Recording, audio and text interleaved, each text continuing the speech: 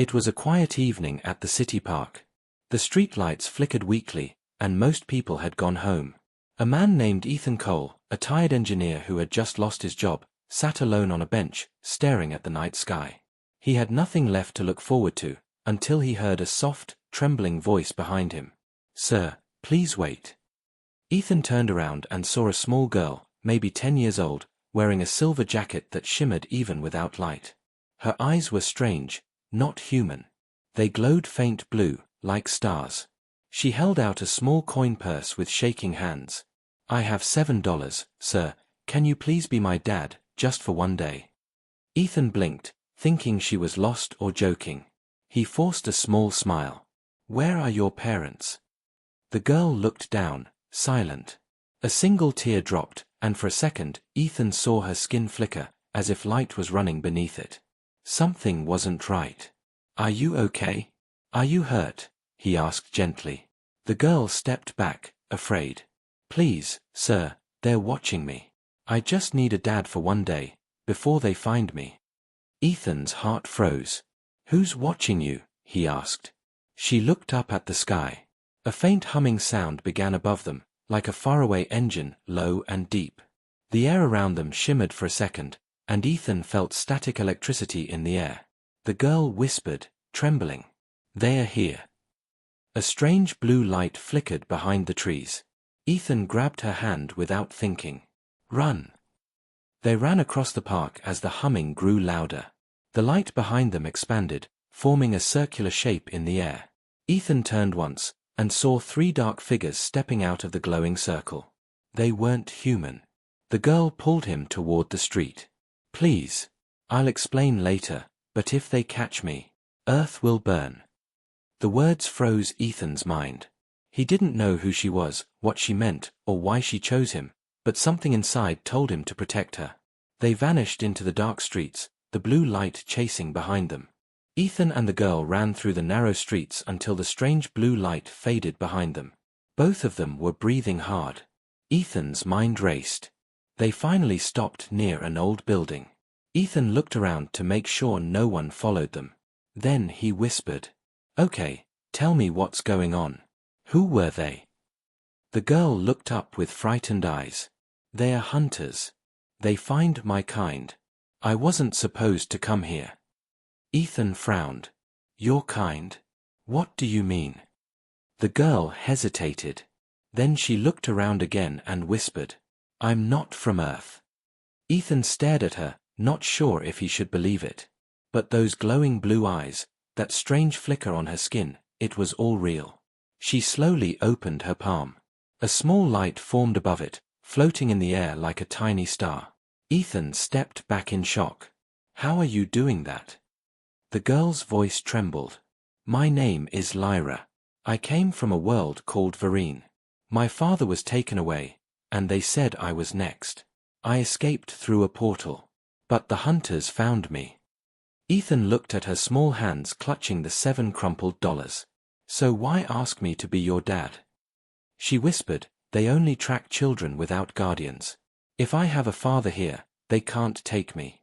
Their scanners won't detect me as alone." Ethan didn't know what to say.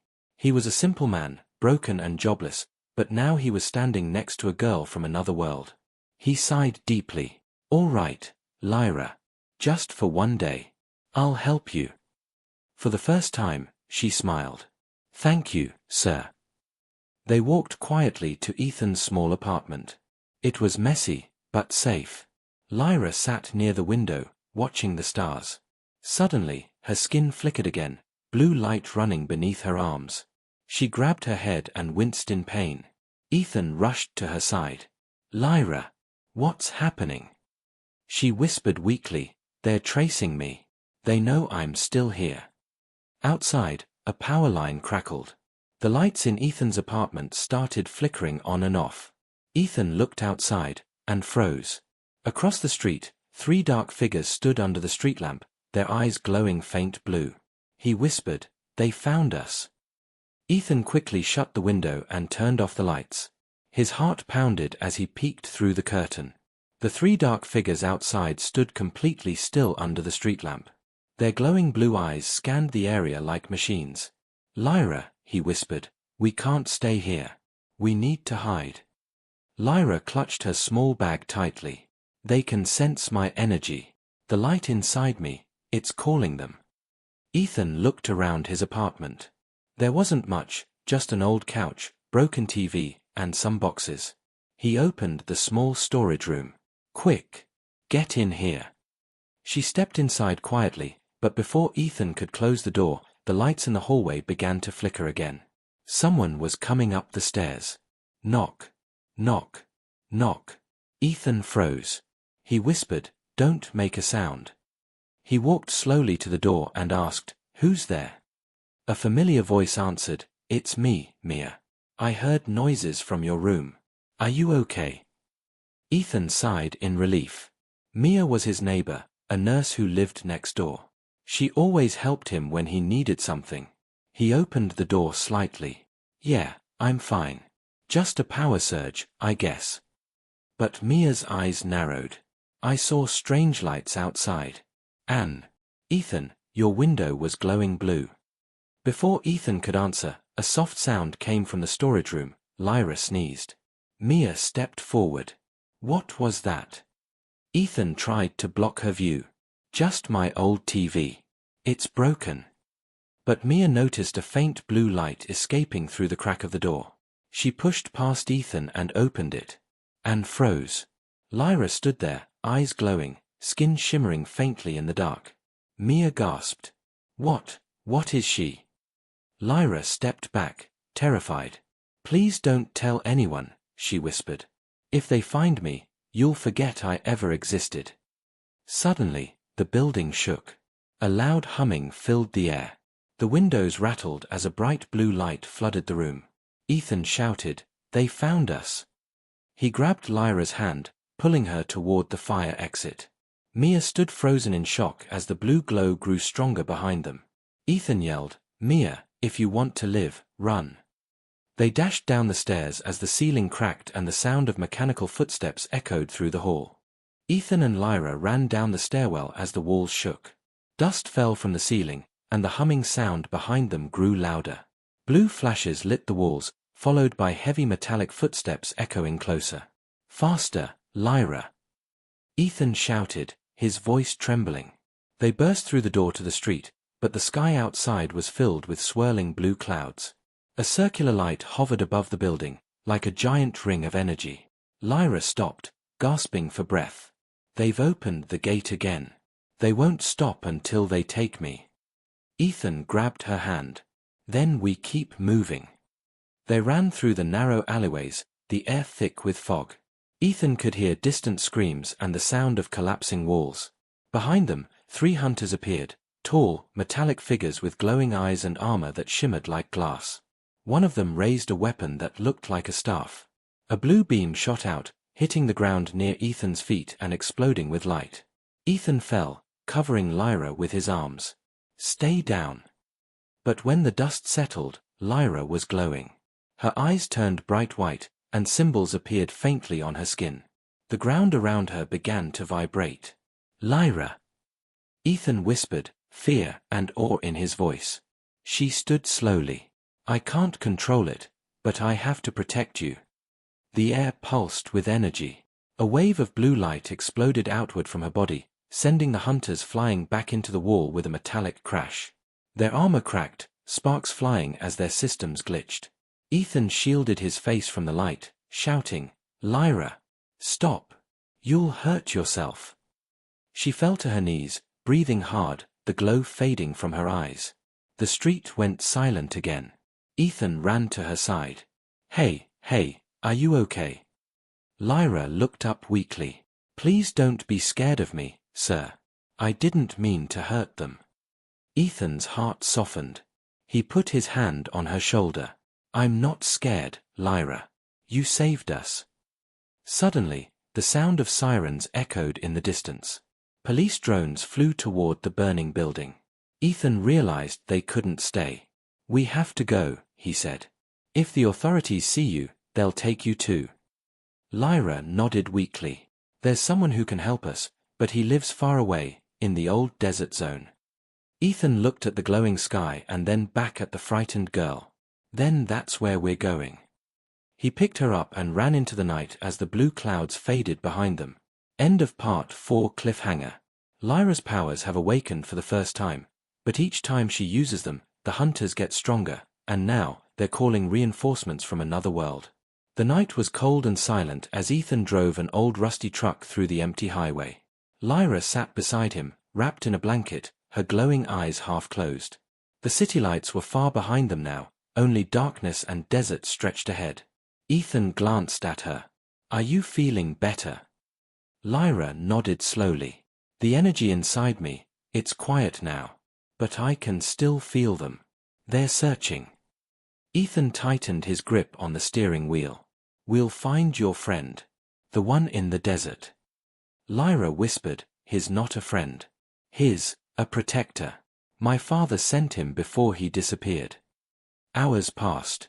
The sun began to rise over the dunes, painting the sand golden. Ethan's truck finally reached an abandoned gas station. A sign hung loosely, creaking in the wind. "Is this the place?" Ethan asked. Lyra stepped out slowly. "He's close. I can feel his signal." Before Ethan could respond, a man appeared from behind the station, tall, wearing desert goggles and a long coat covered in dust. He looked like a survivor, maybe a scavenger. But when he spoke, his voice was calm and deep. "I've been waiting for you, Lyra." Ethan immediately stepped in front of her. "Who are you?" The stranger smiled faintly. "My name is Cale. Your father told me you would come."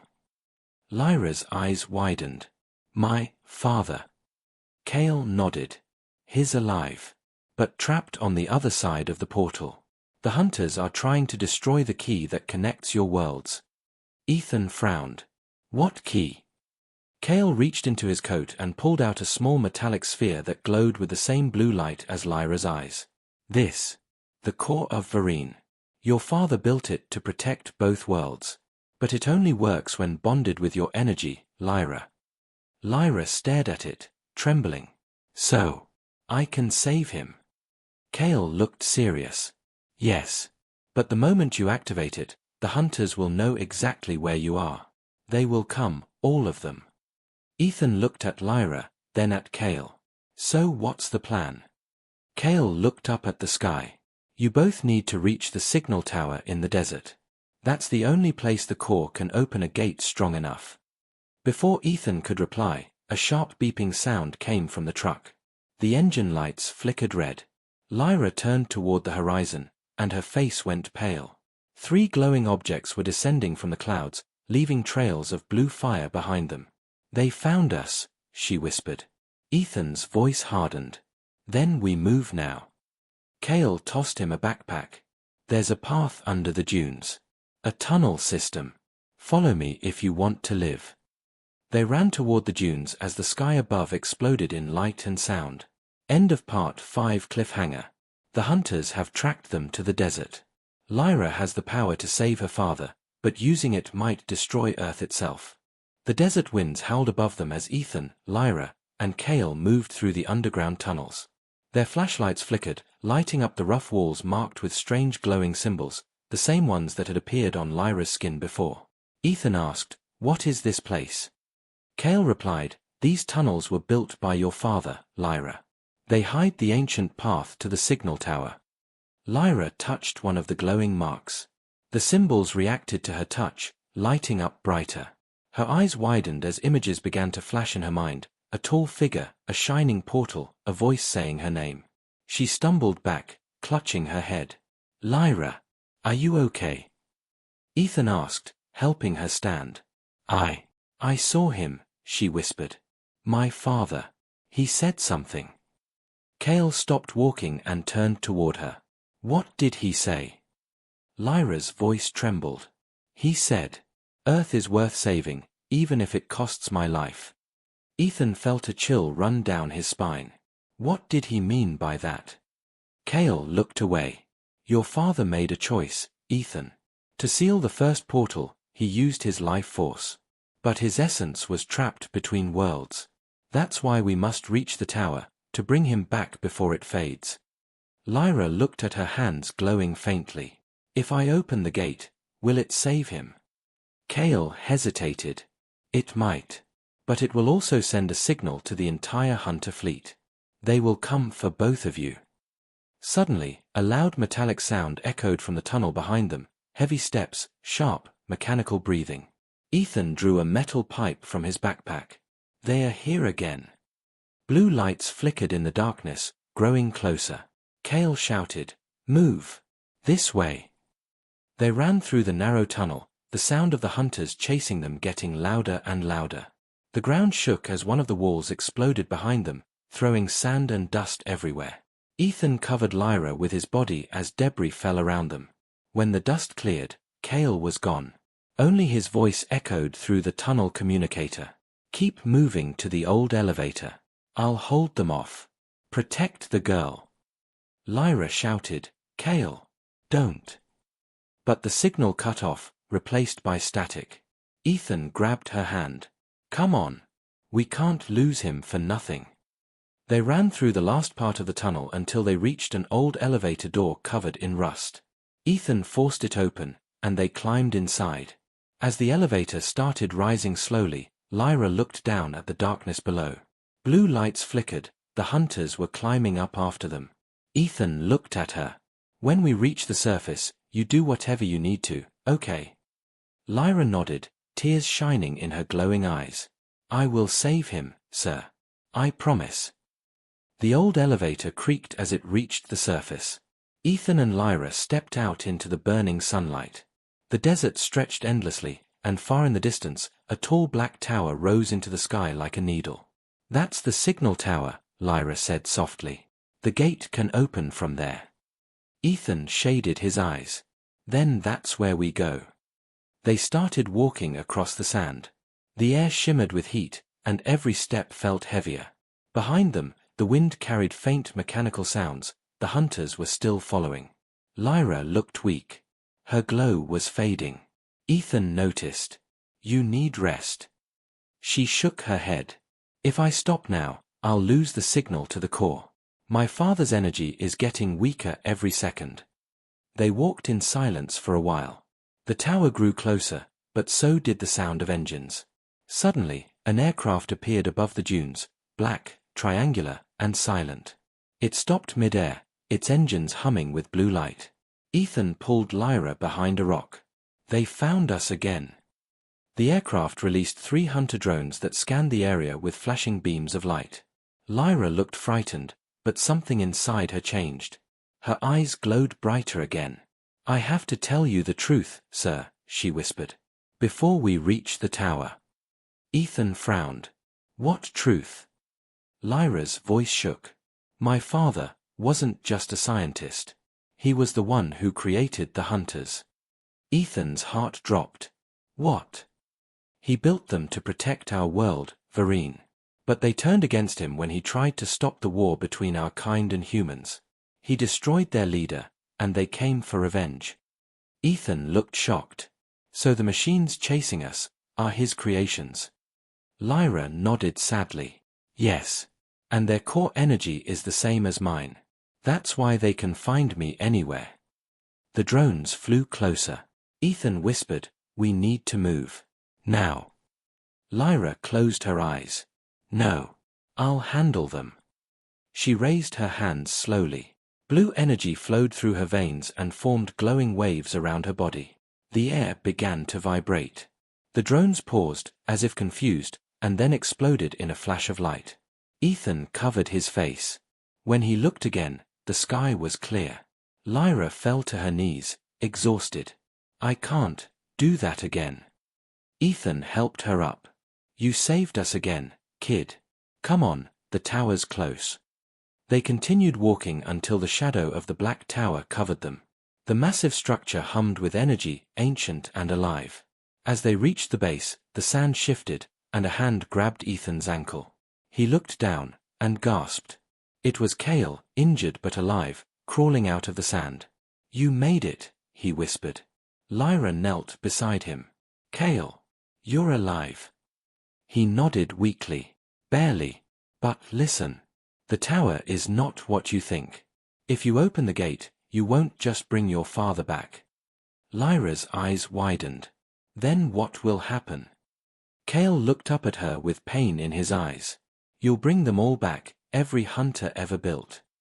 The black signal tower hummed like a living machine. Wind swirled around Ethan, Lyra, and Cale as the desert sky turned dark, clouds spinning above them. Blue lightning flashed across the horizon. The portal was trying to open on its own. Cale struggled to stand. Lyra, listen to me. Your father's energy is trapped inside the tower's core. If you activate it, he will return, but so will every hunter that ever existed. Lyra looked up at the tower, tears shining in her glowing eyes. Then, what should I do? Ethan put his hand on her shoulder. Lyra, I don't know much about your world. But I know this, you have a choice. You can end this cycle, or repeat it. The ground trembled. The sky split open, revealing hundreds of blue lights descending from above, the hunter fleet. Cale coughed weakly. They're already here. It's too late to run. Lyra closed her eyes and took a deep breath. No, it's not. She walked toward the tower's center, where a glowing platform rose from the sand. The metallic sphere, the core of Varine, began to float from Cale's pocket and into her hands. Ethan shouted, Lyra, what are you doing? Her voice was calm, almost peaceful. If I link with the core, I can seal both portals. But to do that, I must stay inside the connection. Ethan's heart dropped. No, there has to be another way. Lyra looked back and smiled gently. You gave me a home, sir. You treated me like a daughter, even when I wasn't human. The core started to glow brighter, wrapping her in a sphere of light. The hunters above began falling from the sky like broken stars, their energy draining away. Cale shouted over the roaring wind, she's fusing her life with the core. Ethan, stop her. Ethan ran toward her, but a wall of blue energy stopped him. Lyra, don't do this, he cried. Tears streamed down her glowing face. If I don't, both worlds will die. Please, sir, tell Earth I was never its enemy. With one final flash, the tower exploded with blue light that reached the stars. The sky turned white, then silent. When the light faded, the hunters were gone. The tower was quiet. Ethan stood in the empty desert, wind blowing across the sand. The core was gone. Lyra was gone. Cale limped toward him, looking up at the peaceful sky. She saved us all. Ethan whispered, voice breaking, yeah, she did. He looked up, and for just a second, he thought he saw her, a faint blue figure in the clouds, smiling, watching over him. Then the wind carried her away.